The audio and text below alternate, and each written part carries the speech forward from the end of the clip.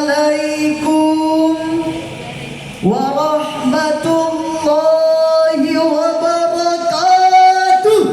Waalaikumsalam warahmatullahi wabarakatuh. Alhamdulillahilladzi ja'alal fata quwwatan syadidan. Wassalatu wassalamu ala nabiyyinal mustafa wa ala alihi wa sahbihi liman ihtada. Amma ba'd. Bapak Ibu Dewan Hakim yang kami muliakan, hadirin beserta teman-teman seperjuangan yang kami banggakan. Hidup rukun penuh sadar bersama ayah dan bunda. Hadirin, bolehkah kita berbagi kabar? Apakah sehat semuanya? Sehat. Alhamdulillah. Ma'asyiral muslimin wal muslimat rahimakumullah. Syekh Aidil Fatih Abdullah di dalam karyanya Buyutuna Kama Yajibu An Takuna, beliau menjelaskan bahwa keluarga merupakan potret miniatur cerminan dalam tatanan masyarakat. Apabila keluarga itu baik, maka baik pula lah masyarakat serta bangsanya. Namun jika institusi dalam keluarga itu rusak, maka rusak pula lah seluruhnya. Ungkapan ini menggambarkan kepada kita bahwa keluarga merupakan part of life yang harus senantiasa dibina, ditata, serta dijaga. Sebab hadirin, jika kita melihat fakta di beberapa tahun yang ada, problematika keluarga di negara kita semakin klasik dan membuat pusing kepala. Nyatanya, Radio Republik Indonesia mengutip hasil survei Just Dating pada tahun 2024 dinyatakan bahwa Indonesia menjadi negara tertinggi kedua di Asia pada kasus perselingkuhan setelah Thailand. Ditambah lagi hadirin, laporan dari Kementerian Pemberdayaan Perempuan dan Perlindungan Anak berawal bulan Januari tahun 2025 menyebutkan bahwa kasus kekerasan dalam rumah tangga secara keseluruhan mencapai 2.469 catatan yang bukan hanya ditujukan kepada perempuan, namun laki-laki pun turut menjadi korban. Sungguh menyedihkan. Lahirnya Undang-Undang Nomor 52 Tahun 2009 tentang pembangunan keluarga yang telah 16 tahun berjalan, namun belum memberikan efek konkret untuk menjaga efisiensi keutuhan keluarga dalam kehidupan, perlu menjadi koreksi bersama yang harus kita perhatikan. Kita tentu tidak ingin lagi ada pertikaian, baik itu persoalan keuangan, komunikasi yang tak sejalan, ketidakadilan yang terjadi dalam peran, hingga efeknya keluarga hancur berantakan. Berdasarkan deskripsi ini, terpanggil hati kami pada musabaqah Syarhil Quran kali ini untuk membawakan syarahan kalam ilahi dengan judul Menggapai Keluarga Sakinah dalam Perspektif Al-Quran, dengan rujukan surah At-Tahrim ayat 6.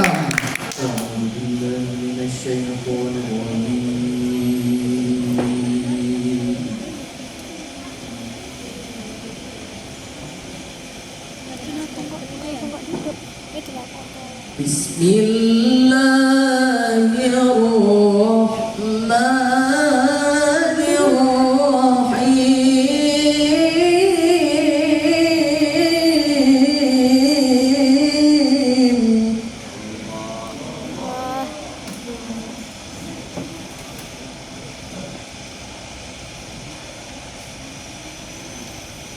يا أيها الذين آمنوا قوا أنفسكم وأهليكم نارا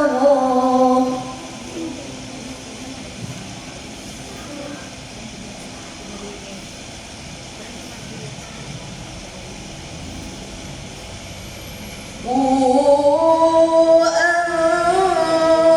أنفسكم وأهليكم نارا وقودها الناس والحجارة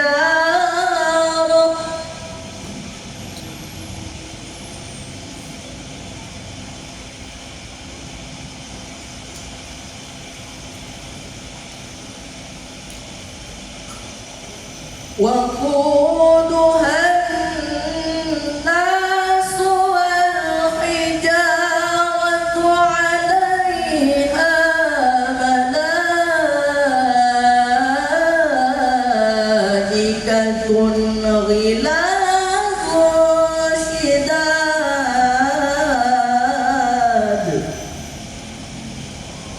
Sekarang dari kok bisa? Tidak kan ya HP ku. عليها ملائكة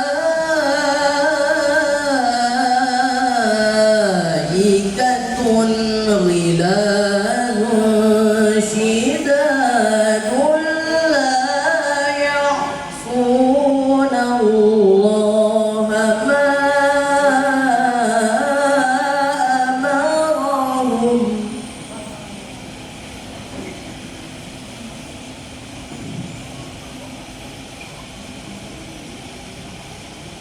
لا يعصون الله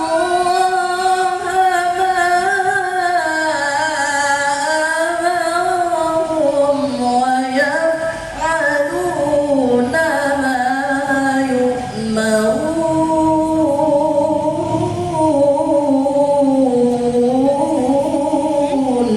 Aku berlindung kepada Allah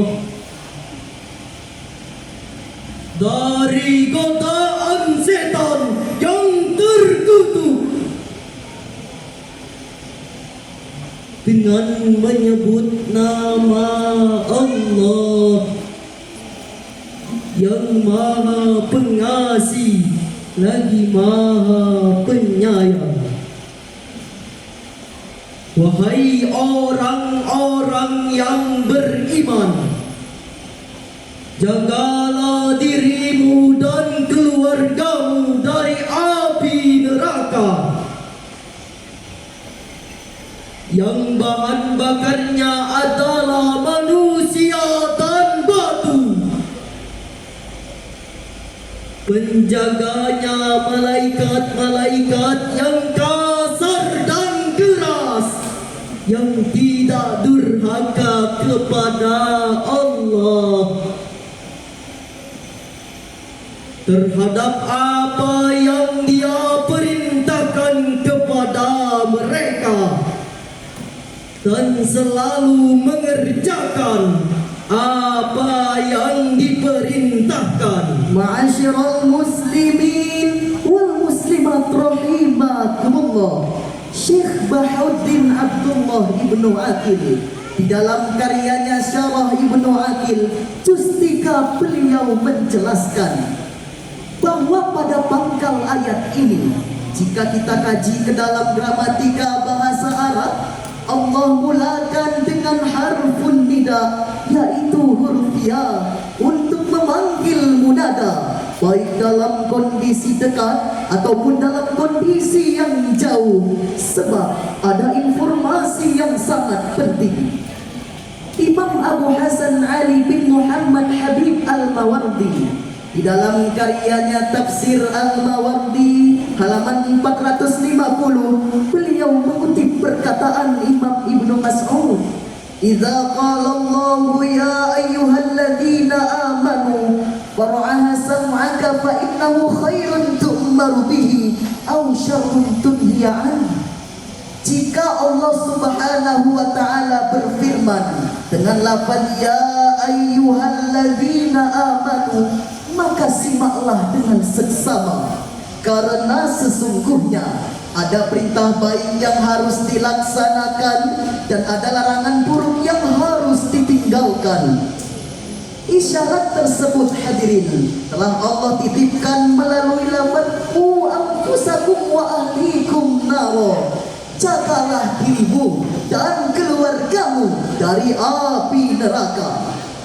Imam Abu Hamid Muhammad bin Muhammad Al-Ghazali At-Tusi Asy-Syafi'i di dalam karyanya Al-Mustashfa fi Ilmil Usul jilid 1 halaman 24 beliau menjelaskan bahwa secara usul fikih ayat tersebut mengandung sigat amar al-aslu fil amri yaqtabil fahum, bahwa pada dasarnya kadar perintah menuntut untuk segera dilaksanakan.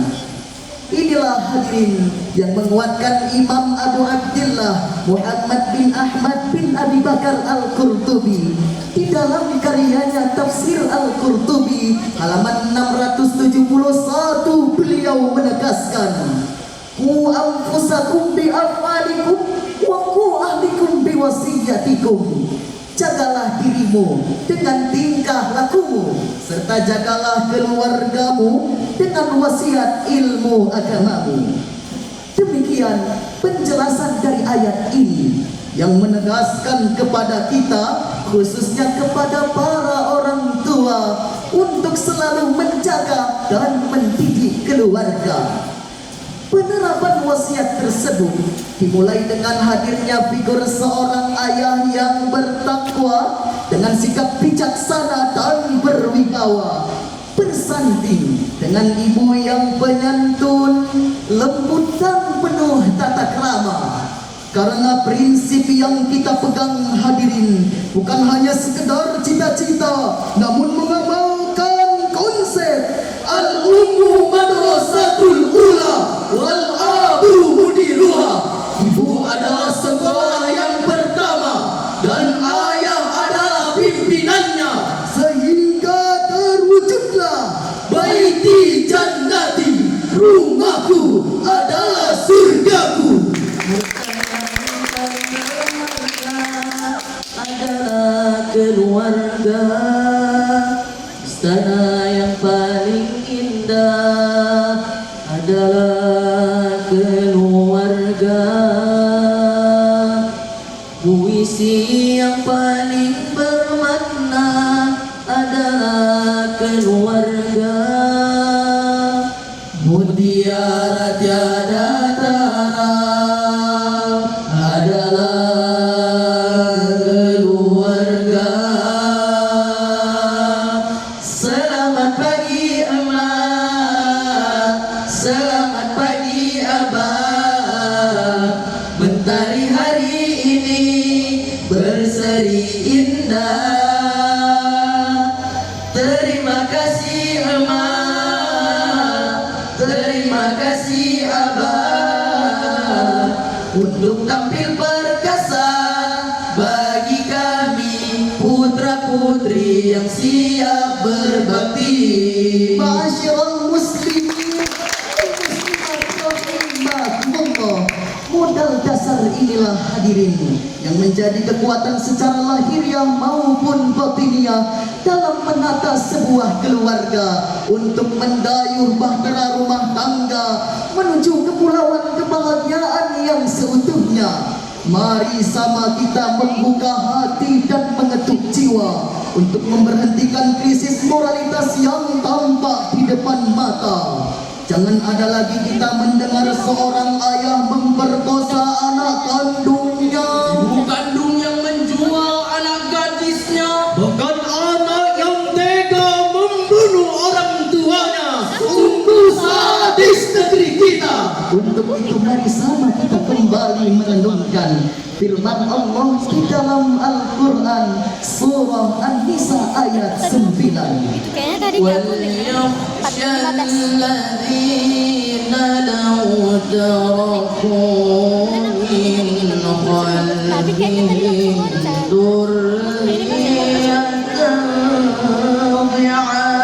Iya kan, iya.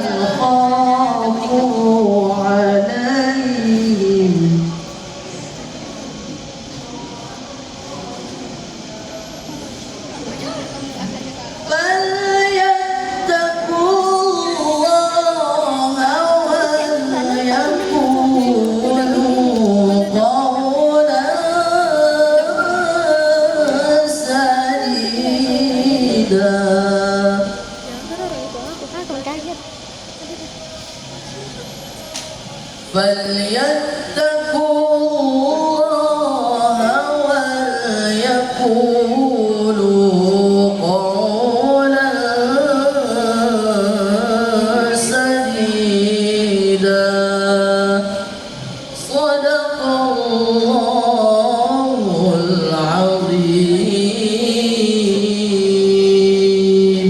Hendaklah takut orang-orang yang seandainya mati meninggalkan setelah mereka keturunan yang lemah yang mereka khawatir terhadapnya,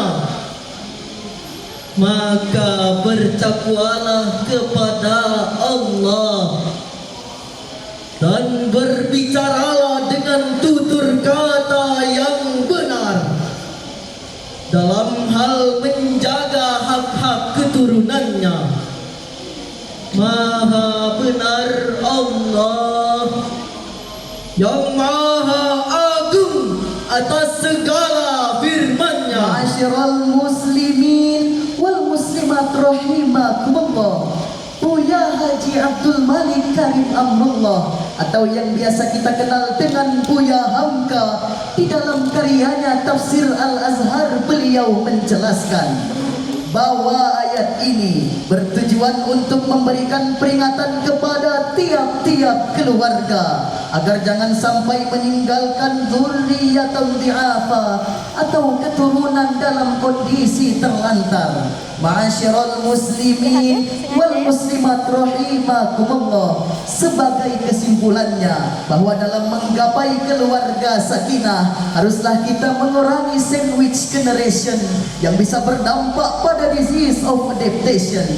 Maka orang tualah hadirin yang merupakan lakon utama dan yang pertama terhadap orang-orang yang berada di bawah tanggung jawabnya, tentu dengan memainkan peran sebaiknya sehingga tercapailah keluarga cemara, cerminan orang-orang yang bertakwa, Awas terhadap perkembangan yang ada, dan rahmat dan ridho Allah pun senantiasa tercurahkan kepada kita. sampan dikayuh ke seberang negeri untuk mencari si anak darah. Kami akhiri syarahan sampai